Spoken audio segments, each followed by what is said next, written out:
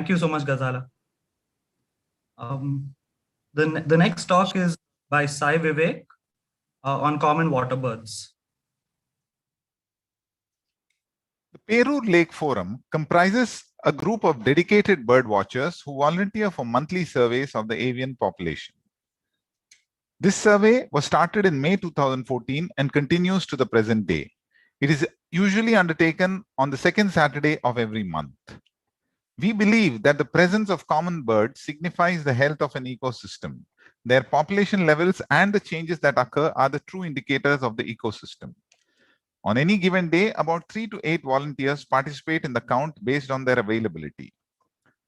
Perur Lake is a wetland that is fed by the Noyal River and is located southwest of Coimbatore in Tamil Nadu. The wetland calendar runs from May to April. The reason is because May is the driest month and species diversity is at the lowest. When the monsoons arrive, the species diversity changes based on the water levels till April of the following year. The water levels in the graphs are marked as low, medium, and full. These are the indicators of the prevalent monsoon. It is worth noting that in 2016 to 17 and 17 to 18, Coimbatore experienced very poor monsoons and therefore the lake was mostly dry during the winter months. The first graph is about the Indian spot-billed duck and the gargani. The Indian spot-billed duck is a resident dabbling duck that has occasionally bred in this lake when conditions are favorable. Dabbling ducks prefer shallow ponds or water edges with surrounding vegetation where they append themselves while feeding. They prefer wetlands with a gradual increase in depth starting from the shoreline. They avoid ones where there is an abrupt increase in depth and no vegetation. This common species has experienced significant decline in its population in recent years, and the reasons behind this will be explained later.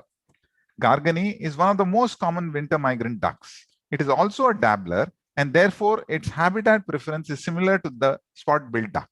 This species has also undergone a drastic change in status, and the reasons will also be explained later. The second graph displays the population changes of two closely related species, the little cormorant and the oriental darter. The little cormorant is a resident bird whose population levels have seemingly remained resilient to the environmental changes in the lake.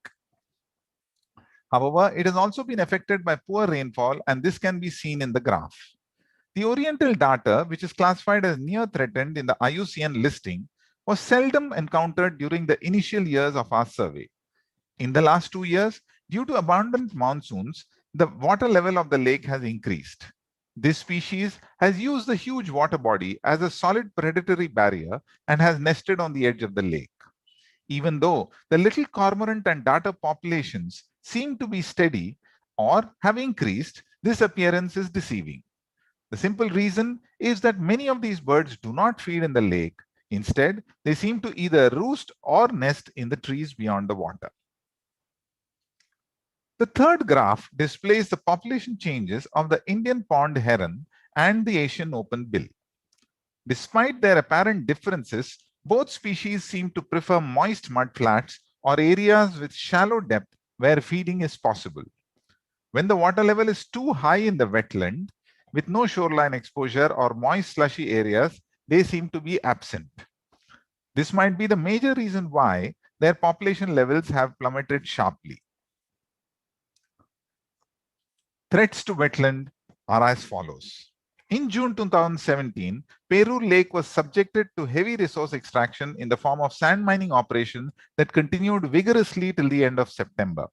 As a result, the gently sloping wetland with a depression in the middle changed to a huge holding tank. This change meant that the number of the resident Indian spot-billed ducks decreased. The winter migrant ducks like gargani, northern shoveler, etc. were no longer seen. The pond herons and the open bills also started avoiding this wetland, especially its most expansive portion on the eastern side. Since the rains were abundant in the last few years, this artificial increase in the depth of the lake facilitated commercial fishing. While opportunities to earn a living for these common people are very important for their economic survival, no safeguards for birds were put in place. The broken bill of a darter and the trapped Indian cormorant struggling to free itself from the invisible fishing net are some of the perils that these creatures face because of human actions. The other major threat that wetlands face in our country is road expansion. When this bird monitoring was started in May 2014, there was a small walking path overgrown with vegetation that a two-wheeler could use with some effort. Then the road building began, and its effects are documented in a paper published in the Journal of Threatened Taxa. Starting in mid-2018, the road expansion switched to a higher gear. The vegetation adjoining the existing road was completely removed, whether it was invasive or not. The area cleared was promptly appropriated for road expansion, clearly an encroachment of a thriving wetland. This has transformed the once productive eastern half of the wetland into a proverbial dead zone, and the falling population of the common water birds indicates that.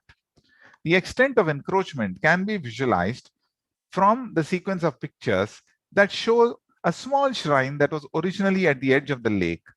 It is now located on the edge of the road on the opposite side.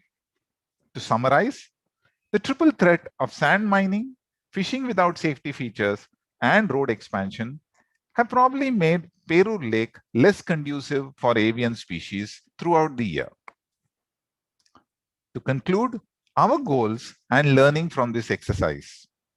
A 2-year status report of the waterbirds of Perur Lake was published in the Journal of Threatened Taxa, a peer-reviewed scientific publication. An implementation of synchronous counts of wetlands was the logical outcome of this publication, and our group conducts monthly surveys in Kolarampati and Krishnapati wetlands in Coimbatore.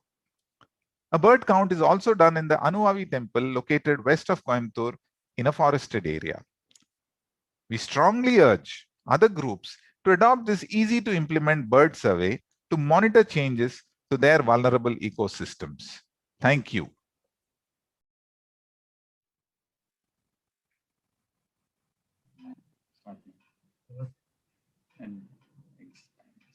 Hello, hi. Hi. So much for your talk. Well, thank you very much. This is Sai Vivek, who is the presenter. I'm G. Parameshwaran. Happy to answer all your questions, if possible. So the sand mining operations that you mentioned, are they still ongoing, or have you seen any reduction in that? No, actually, the sand mining was taking advantage of the dry weather and doing it for the 4 months. If you had noticed in one of the graphs, there was a gap of 4 months, which you had clearly indicated in one of the threats to wetland. So it was basically done in 2017 from June to September. So those are the 4 months that we were unable to do any surveys. Okay. There are no questions right now. Is there anything else you'd like to add about your talk? Yeah, we would like to add the following, especially. What we are doing is basically very fundamental science that can be done by a lot of enthusiasts once a month if they do want to contribute to some what is known as community-oriented science, and thereby monitor any habitats like wetlands, forested areas. And we also have a forest-oriented count in Anuvavi temple near Coimbatore. So the other thing is the importance given to urban habitat. In India, urban habitat is kind of given the short shrift, if I may say so, because that is where most of us live, that is where most of us breathe, and the water quality and the air quality all dependent on these things. And so our counts are basically easy to replicate even in other areas with slight local modifications. It just takes commitment from a group of volunteers once a month to do it. And the last thing is, we want to challenge everybody. Why not every second Saturday be wetland counts in India? It is something that is doable by all these birders who are there, and focus on common water birds, which I think are better indicators rather than some vagrants and rare birds. That's and we have actually scientific literature to support this also. Yes, and easy to identify and, easy to monitor. And get it right. Yes, exactly. So there aren't any questions as of now, but I'm sure that people will start adding their questions to Slack. So maybe you could answer them later on. So much. Thank you. Yeah, we'll be glad to do that. We'll be glad to do that. Thank you so much. And thank you to the organizers for having us. Thank you. Welcome.